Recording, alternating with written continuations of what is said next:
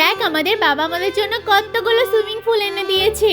এই ছুটকি, ঘরে সবজি কি শেষ হয়ে গেছে?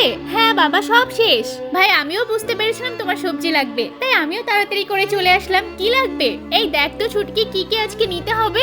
বাবা আজকে আলু আর টমেটো নেব। আচ্ছা ভাই, টমেটো আর আলু দিও। ভাই টমেটোর দাম কিন্তু আগের থেকে ভালোই বেড়ে গেছে। কোনো ব্যাপার না, আমার মেয়ে যেহেতু আবদার করেছে সেটা আমাকে পূরণ করতেই হবে। এই জন্যই তো বলি ভাই, তোমার মতো তোমার মেয়েকে কেউই ভালোবাসতে পারবে না। আরে ঠিক আছে ঠিক আছে, এই নাও টাকা। আজকে আমার মেয়ে সুন্দরভাবে টমেটো রান্না করবে। চল ছুটকি, এখন ভিতরে। ইয়ে, কি মজা হচ্ছে আমার সুইমিং পুলে। চল বাবু, তোকে একটু গাড়িতে করে ঘুরিয়ে নিয়ে আসি। তোর শখের গাড়িটা কতদিন পর কিনে দিলাম। এই ছুটকি দেখ কত বড় গাড়ি। এই যে আমি গাড়ি চালাচ্ছি, কি মজা হচ্ছে। গাড়ি চালাতে আমার খুব ভালো লাগে।